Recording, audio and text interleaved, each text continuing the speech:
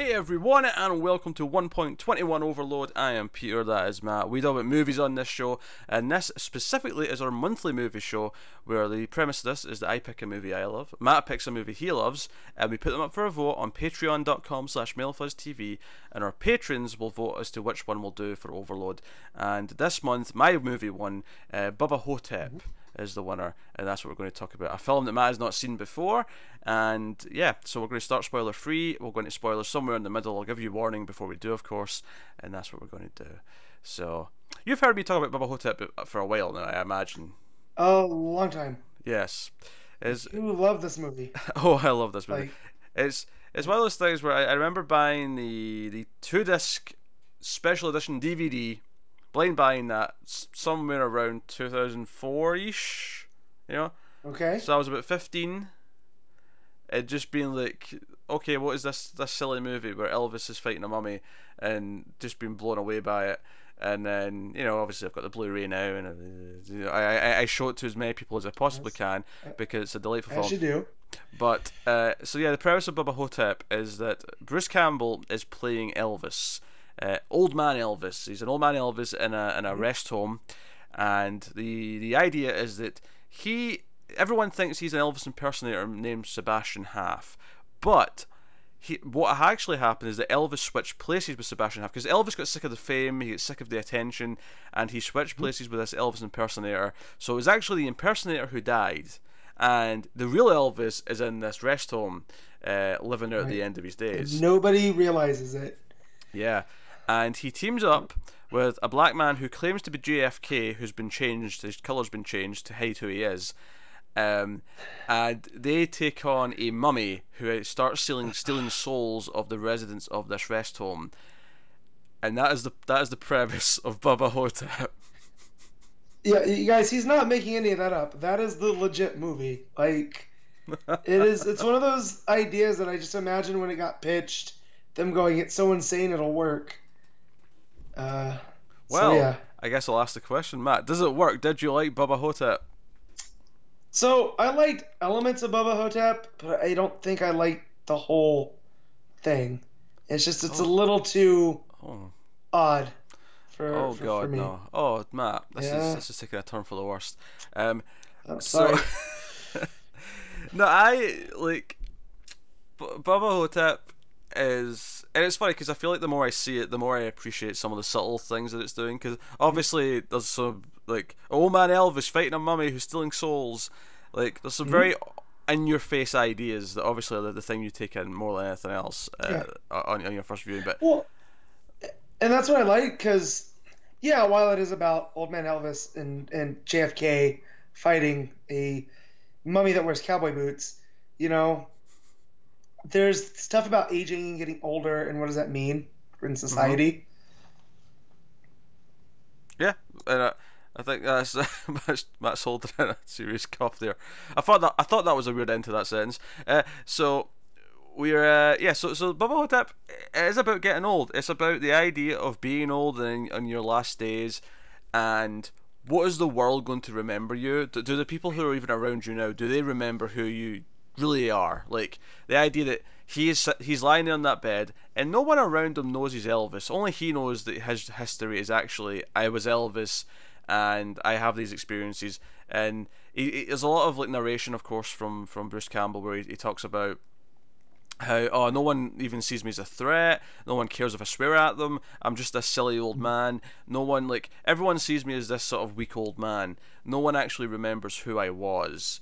And obviously it's kind of like something the hit television show Buffy the Vampire Slayer used to do, was where you take a real thing and you turn it up to 11 with your insane plot. And I think here that's what this is doing. It's like the idea that anyone who's like in their 80s or whatever and they're really old, and people just think of them as the old person, they don't necessarily think of, okay, what were they like in their 20s and 30s, what were they doing back then, where are they, these rowdy people, like what, you know, those real life memories are something only he has. And by making him Elvis and no one even believing that he's actually Elvis, you're just like making that even more real. You're just making that even more of a oh yeah, sure, you used to be Elvis, sure, they don't believe it.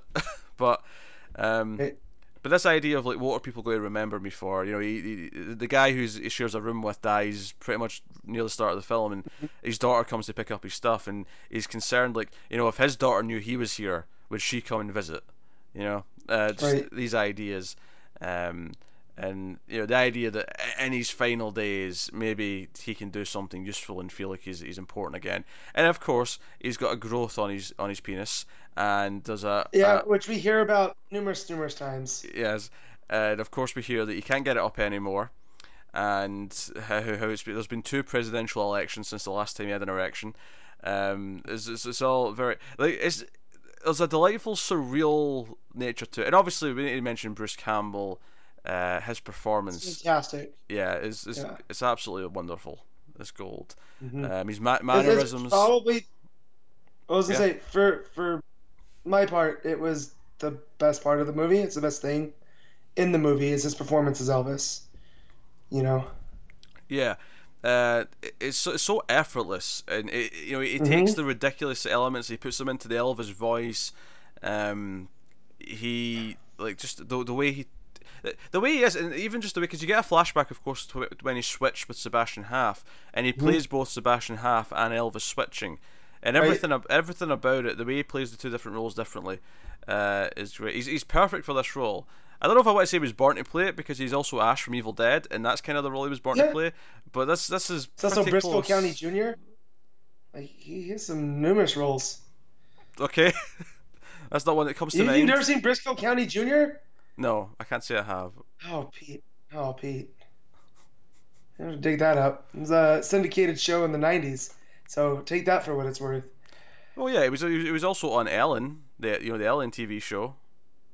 He was? Yeah, he was in a couple of episodes of Lois and Clark: The New Adventures of Superman. I knew that. I didn't know he was on Ellen though. Wow. Yeah. He worked for Intergang on Lois and Clark, I think. Or he was like this. He was the son of the boss man, I think, on Intergang or something like that. Back when he was young enough to be the son of someone. Not so much anymore. But yeah, so where else did I begin with this? Actually, first thing I want to say, music. All his nuances as the king. Oh yeah.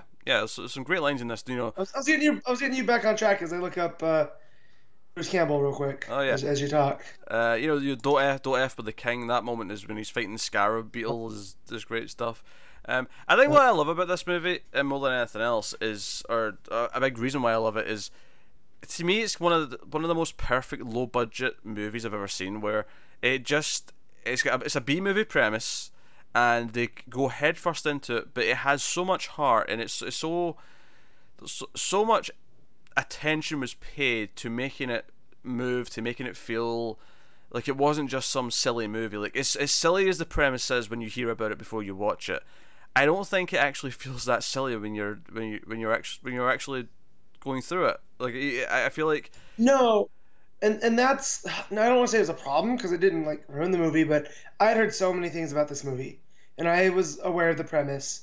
A former coworker of mine really loved this movie, so I thought it was going to be zanier than what it ended up being. You know, and there are some zany moments. You know, you had an older black guy saying that he's John F. Kennedy.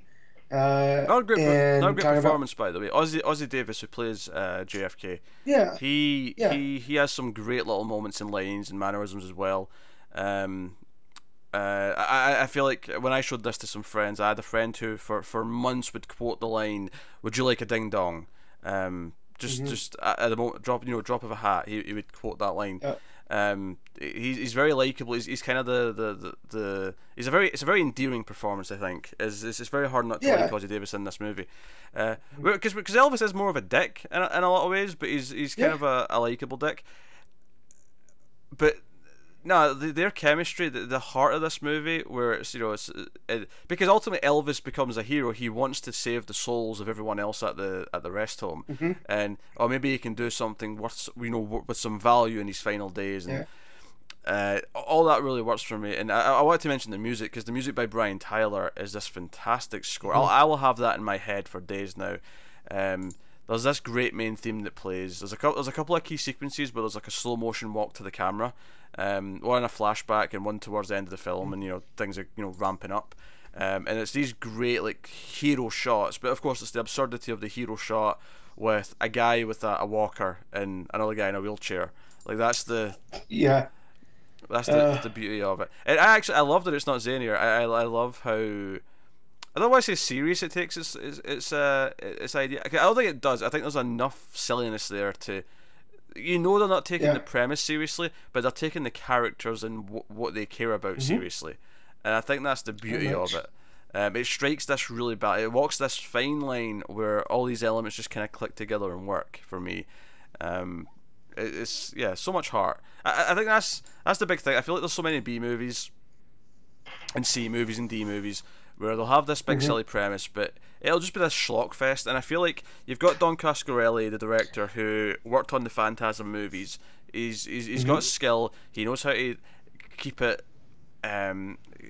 Keeping it from getting too ridiculous, keeping it in line, and not making it feel like it is just some schlocky little movie. You feel like there's talent behind this, by not showing too much of the mummy, by not delving into some really obvious things they could have done with you know, weird Elvis scenes or whatever. Yeah. I also feel like you can watch it and think that no, he's actually an Elvis impersonator that thought he was Elvis because he's advanced in age, you know. And he's partnering with a guy who thinks he's JFK because he's going through dementia or whatever, and it still watches the same because they still believe it. Yeah, no, you know? it does. You know, I never once don't think that he doesn't think he's Elvis, if that makes any sense. Yeah, you know? like I mean, honestly, I feel like when I watch it, I just believe he's Elvis for whatever reason. But I mean, if you want to look at it the other way and say, no, he actually is just Sebastian Haff, and he, like, you know, because he was in a coma after his hip went out and he fell off the stage, like, and when he woke up, he just, like, now he believes he's Elvis, and that's just what it is. Yeah.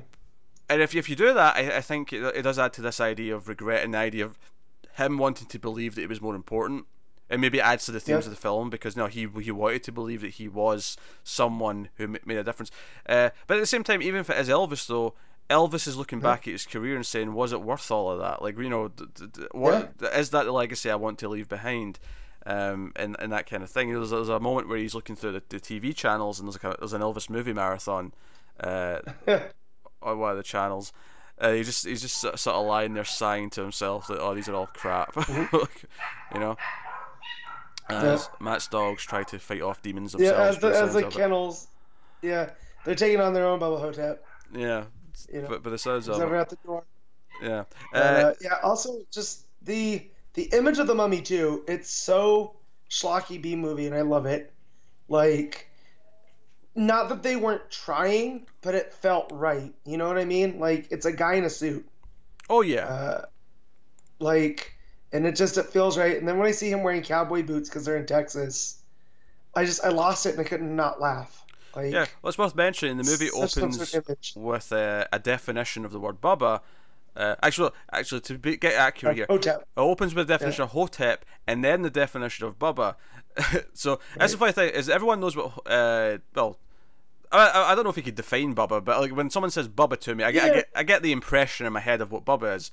So yeah, it's definitely a slang term. Yeah, you know, Bubba means, you know, whatever. Yeah, but like, so it starts with Ho-Tep, and I'm like, okay, and most people won't know what a Ho-Tep is, so that makes sense to start with that. And then it comes up with Bubba, and I like that it almost just by picking that order and having it fade up, Bubba is the second definition. It's telling you what this movie is. It's like, okay, we got a mummy, we're doing horror movie stuff, but no, Bubba. Okay, so we're going to have some zanier ideas, and it's going to be something a little bit different.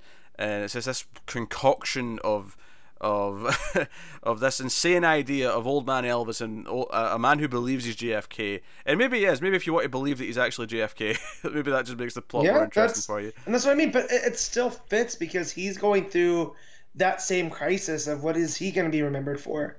Yeah. Like, he feels like his life was erased because of, you know, whatever the conspiracy he believes to remove him from office and, you know, turn him into an older black man. You know.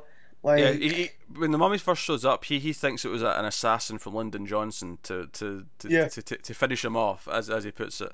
And, you know, just there's delightful little moments like that, just these insane lines that really work. But and I love the idea that, you know, JFK like starts to believe that there's a mummy and there's something going on, and he comes to find Elvis and wake him up in the middle of the night, and Elvis doesn't want to listen to it. He doesn't want to hear about it. He's like, oh, let me go back to bed. And it's actually when JFK leans in and says, I know you're Elvis. Like, you know, it's the first person who just believes that's way. Because, you know, Elvis at one point tells his backstory. Yeah. He explains how he switched places to the nurse and the daughter of the other guy. Yep. And they just laugh at him. They don't take him seriously. That's kind of a running thing with those characters. And JFK saying, no, I believe you're Elvis. Can I call you Elvis? Like, you know, like that's what makes him sit up and say, okay, I'll listen to you. Let's go do something. He feels alive again. So, you know, yeah, and I think it's delightful. I think there's so much heart in this movie, and I think that's what really separates it from other B movies, is that not only has it got fun moments, not only is it well directed, not only is it kind of delightful, but it has this really strong heart where I actually care about the characters. By the time I get to the end of the movie, I care what's happening to them. I care about what they're fighting for, and I can't really say that for a lot of B movies. Like B movies, I'm there for the fun effects, I'm there for the schlock, I'm there for whatever. You know, I don't watch Deep Blue Sea and care about the characters. I'm just there for fun shark chomping. You know about LL Cool J and his bird? I mean, don't get me wrong, You Ate My Bird right before he blows up a shark is one of the best cinematic moments in the history of cinema. But I have another to add to the quiver now. We might be watching Deep Blue Sea one of these days. But love shark movies. But you know, it is what it is, right? You know, I watch a lot of horror movies, a lot of slasher movies that I love. I love something like I don't know, The Mutilator. New Year's Evil. I love New Year's Evil. It's a great B horror movie. But it's not got a heart. It's not saying anything. Whereas I feel like this movie actually is about something. I feel like it actually has a heart. It actually has characters that are telling a story. Yeah, and after I had watched this, I pulled it up on Wiki and found out it was based on a novella, and that the movie is held in higher regard than the original story because it adds that layer of growing old and wanting to be remembered for something. Whereas from what I was reading, the book really doesn't do. It more focuses on, like, what if Elvis didn't die and switch places with an impersonator, teams up with JFK to defeat a mummy in a retirement home. Yeah, I think that's the beauty of it, is that in the movie, it doesn't matter if it's really Elvis or not, like you said. Like, they made it work. You know, if you want to believe it's Elvis, it completely works. If you don't want to believe it's Elvis and he just believes he is, it adds a different type of context, but it's another layer to the themes in the story and what's going on. And he has a character arc, which is great. So, like, and most B horror movies don't have character arcs. They're just there for the fun chaos, and that's it. But this movie doesn't focus on that. So I want to give a spoiler warning. So let's do full spoilers then from here on out for Bubba Ho-Tep.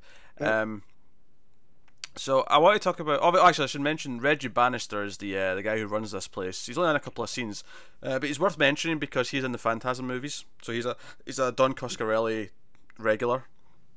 Oh yeah, a standby. So just it's worth mentioning him because he's you know it's notable. And then so you've got one of my favorite sort of scenes in the movie actually is we get this other resident, Kimasabi, who is this delusional old man who wears like a cowboy type mask, and he's got like two toy guns, and he wakes up. Yeah, he's like the Lone Ranger. Kinda, yeah.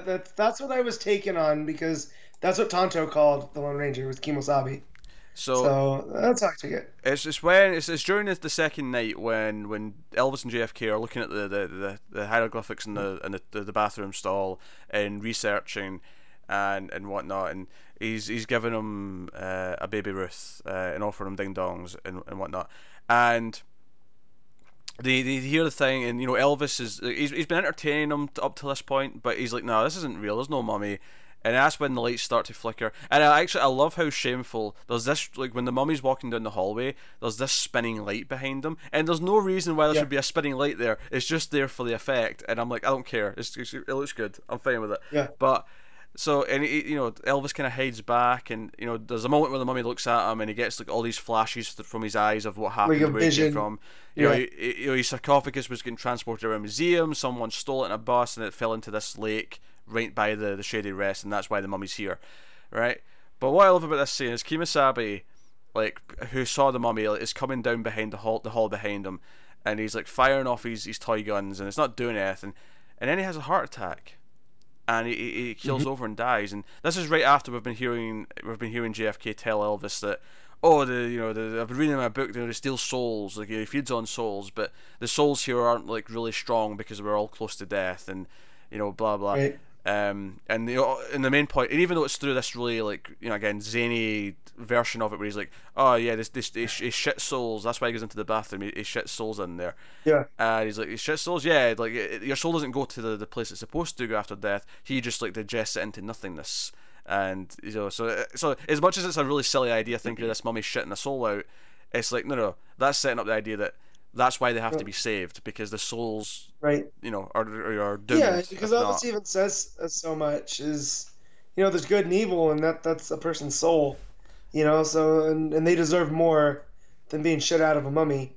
So, but anyway, the reason why I love this scene is that after Kemosabe goes down, I love Elvis's narration comes back in, and he's talking about how they were being questioned again by the nurses and the administrators, and he's like, Kemosabe went down, guns blazing, soul intact, and the music's like the emotional music's playing, and it was this point where he's talking about this crazy old man with the toy guns, but I care that he died, and I care that he got to keep his soul. As silly as it was that all he was doing was firing toy guns, he went out believing he was fighting, and he went out kind of on his own terms almost, and it was like, like this was oddly affecting. This really worked, and it's like, oh, so what we did was we lied, and it just, I feel like.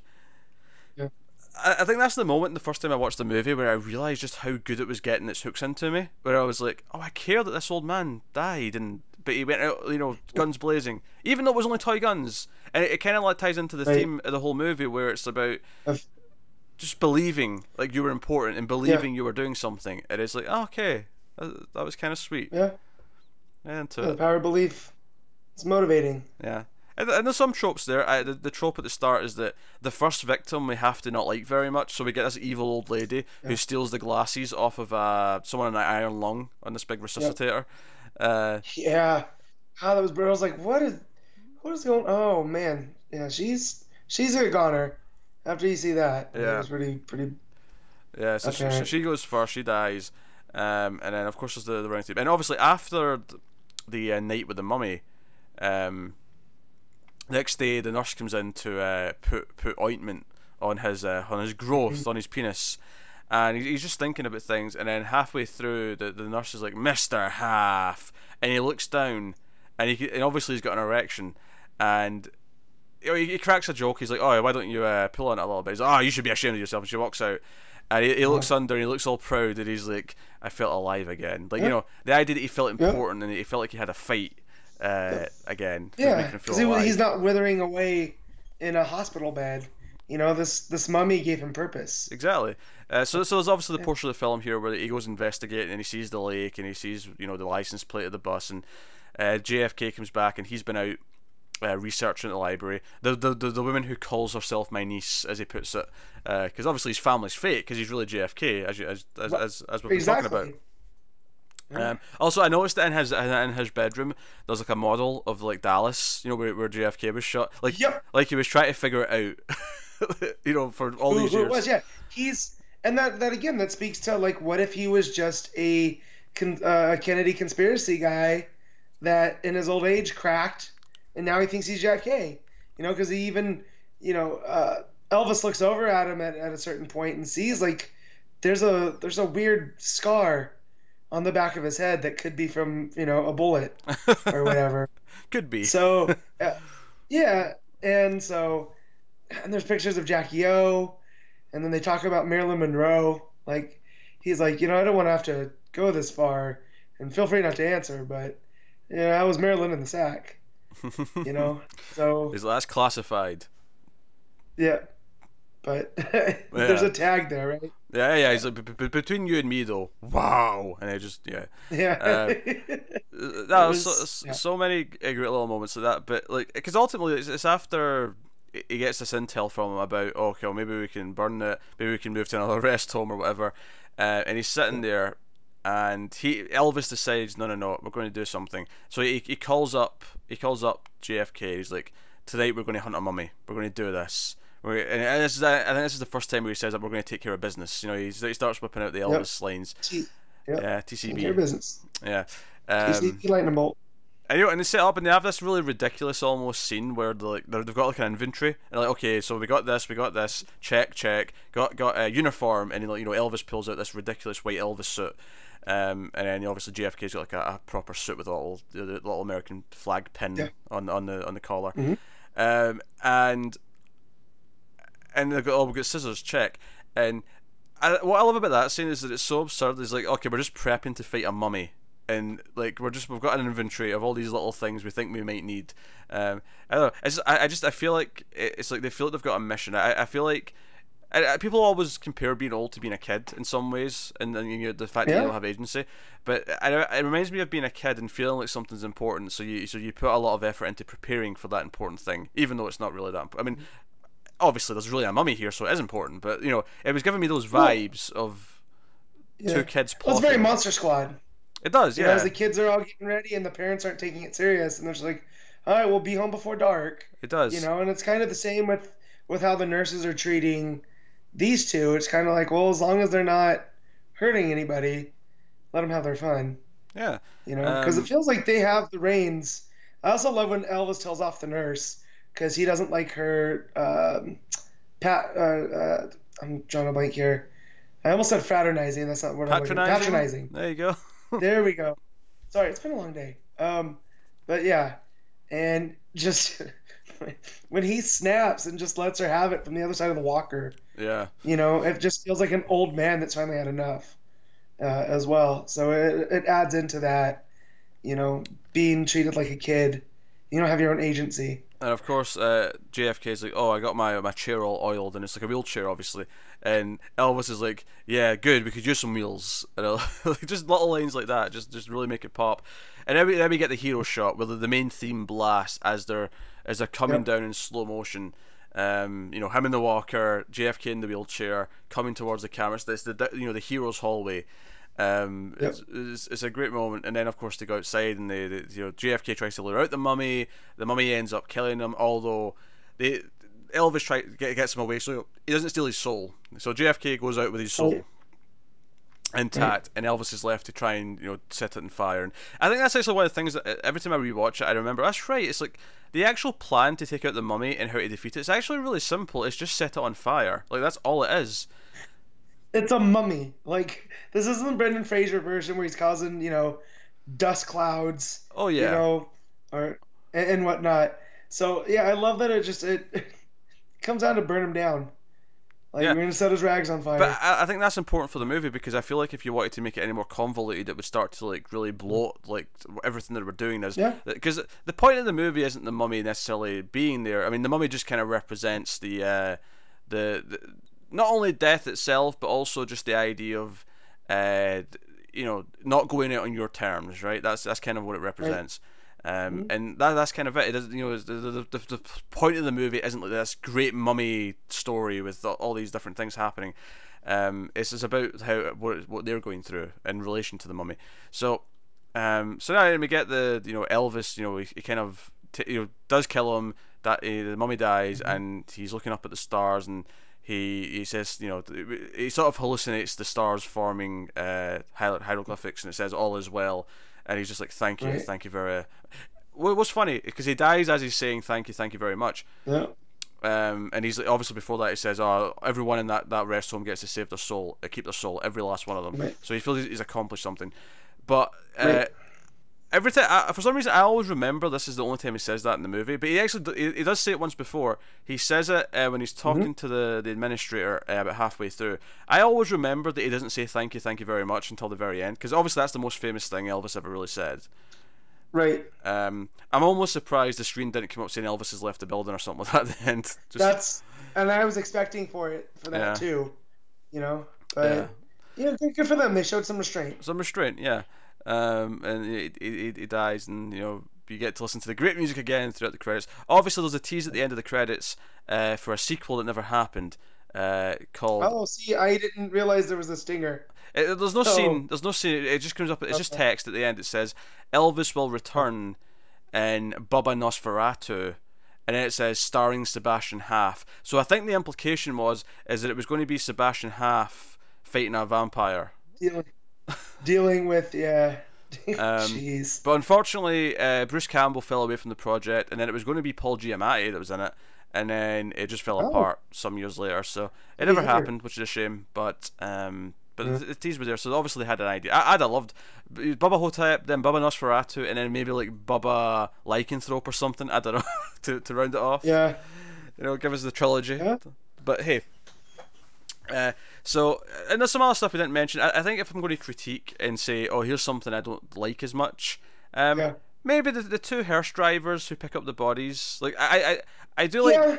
I like the joke where every time someone dies, it just cuts to that same music at the front of the rest home with the hearse sitting there. They were a little too jokey. Yeah, especially the last time you see them where they fall over the edge and they drop the body. It's like, okay, this feels almost like out of a different movie almost. This scene.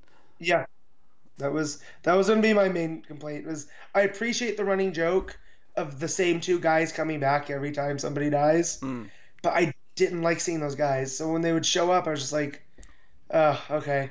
And it's not a huge part of the movie. It's three very small scenes, but like, if I was going to critique anything, that'd probably be it. Is that gag feels a little bit silly and just out with the tone of the movie, which otherwise feels so well, just well thought out, very reserved. Like you say, they showed a lot of restraint and everything feels like it's like earned. But no, I mean, ultimately, I just want to praise it for the heart. It got so much heart. Nice. And I feel so endeared by the end of it, and I'm rooting for Elvis and JFK, and you feel bad that no one believes them, and it's like, no, they're going to do this, they're going to do it. And again, comparing it to a kids movie where it's like the kids have to fight a monster that none of the parents believe is real, is oddly kind of fits that comparison really well. Yeah, it's very similar in that sense. But no. So go on, Matt. Why don't you love it then? So what doesn't? No, it was fine. I think it had one of those. If it hadn't been built up so much, and I'd put it up on this pedestal, if you will, then I wouldn't have been like. So I was expecting something like transcendent, because this is a movie that made its rounds, right? And it was good. Like it just, I liked the theme of the aging and stuff, but it gets, I mean, super silly at points, and I'm Mr. Pulp B movie guy. So I'm more disappointed in myself, but like I enjoyed it. Like I'm glad I finally got to see it. But yeah, I'm not leaving raving like, oh my god, Bubba Ho-Tep, this is great. But Bruce Campbell though, definitely gonna rave about him because he was pretty great. Oh yeah, like, him and Ossie Davis are fantastic in this. Absolutely fantastic. Did you forget it's Bruce Campbell at times? Elvis is so good with the mannerisms and the karate. Like when he starts doing the Elvis karate, which has its own look to it, like he just nails it. And this would be about the time that he showed up in Spider-Man, because I didn't grow up watching horror movies like you did. So Bruce Campbell was again Briscoe County Jr. and I'm trying to think where else I would have known him from, but he wasn't Ash to me. So and then I see him in Spider-Man is the guy. Spider-Man 2. He's keeping him out of the theater, but here he was the wrestling announcer in the first one. And the first one, yeah. And the third one, he's the French waiter. That's right. So, but it's about that time. But I love Bruce Campbell. He's a treasure. Oh, Bruce Campbell's fantastic. I feel like because he's the B movie guy. There's a lot of B stuff. He's actually he's so much better than most B movie actors though, which is the kind of crazy thing about it. He does have the charm to carry a movie, and then you've got one like this where he's doing an impression the entire time essentially, and it's kind of, it fits this weird, again, it's this fine line of, it has to do the mannerisms, it has to be kind of an impression, because it's meant to be kind of like, okay, we're doing classic Elvis, but at the same time there's actually a performance of the drama coming through it as well, which is the real impressive part. So no, I can't recommend it enough. I suppose we should rate the movie and rate Bubba Ho-Tep out of 10. So what are you giving it, Matt? So this is I sound like I'm negative on it, but it's still like an 8 movie. Like it's still really good. So yeah, solid 8. Yeah, I have to preface this score a little bit because this is going to sound a little bit delusional, but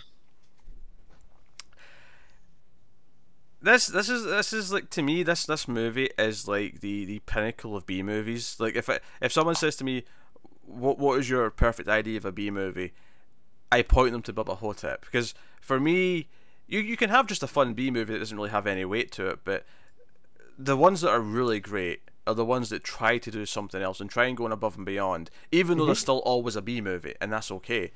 And I feel like Bubba Ho-Tep does that. It's so much fun. The premise is ridiculous, but kept, you know, in check. The performances are great. The pacing is really good. The music's fantastic. The heart that I've mentioned a lot, because it's really what strikes it to me is the heart of the movie. It's fantastic. So, as delirious as this might sound, 9.5. Well, I expected you to be up there. I wouldn't have been surprised if you'd given it a 10, because I know how much you like this movie. So I love it. I'm trying to think of a B movie with just as silly as a premise that I like as much as this, and I don't know if I do. You know, this is probably a weird opinion, but I like it more than all the Evil Dead movies, and I love those movies. I do, but for something about this just clicks. It clicks, and yeah, you know, I've seen it maybe half a dozen times now at this point over the last decade or so, and every time I just like it never gets old. I never feel like it holds up. It really holds up, that because it has the core story there, because it has the core themes of the age, and going out in a blaze of glory, you know. Yeah. You know, Elvis, much like Kimasabi, went out both guns blazing, soul intact. So yeah. So no, I highly recommend it. If you've not seen Bubba Ho-Tep, That makes sense. Bubba Ho-Tep is a delightful time. Yeah, and you'll be surprised. It is worth the watch. Like, you do need to see it. Like, if you've made it this far, and you haven't seen it for whatever reason, do watch it. Yeah, because like I say, like that moment in the movie where Elvis isn't listening to JFK, and then he says, "No, I believe you're Elvis," and you know he kind of like shows that, and then like the idea that having someone just believe him and having someone just acknowledge him makes him feel alive again, is such a beautiful little idea, and that's sort of a running theme throughout the film. So. No, that's Bubba Ho-Tep. So yeah, of course, there's a vote up right now for the next movie that we're doing. My selection was As Good as It Gets, the Jack Nicholson Helen Hunt movie. What? Mr. Cat Poop? Mr. Cat Poop, yes. Because what was your pick, Matt? I can't remember. What's your pick? The Ghost in the Darkness. That's right. Val Kilmer, Michael Douglas, fight lions. Talk about a B movie. I'll be honest, I'd literally never heard of your movie when you told me what it was. But I picked As Good as It Gets. I wanted something different. You know, I often pick the weirder little movies. I often pick the more serious films. But I thought, no, I'll go something different here. And I feel like As Good as It Gets is a really different pick for me. And we'll see how it goes. So we'll see what wins. Obviously, if you're a patron, you can vote between those two films right now. If you're at the $5 tier up. If you're interested in going to patreon.com/MailFuzzTV and supporting the show and the channel and everything we do here, that'd be great. Even if you're not going to give us money over there, you can go over there just to see all the different shows we have and all the links to all the audio feeds. It's really useful. But let us know what you think of Bubba Ho-Tep in the comments below, and you can like and subscribe and all that other stuff. All of it helps. All of it supports us. But that is us. So I guess that's us. So thank you very much for watching or listening. We always appreciate it. Keep watching movies, and we'll see you next time.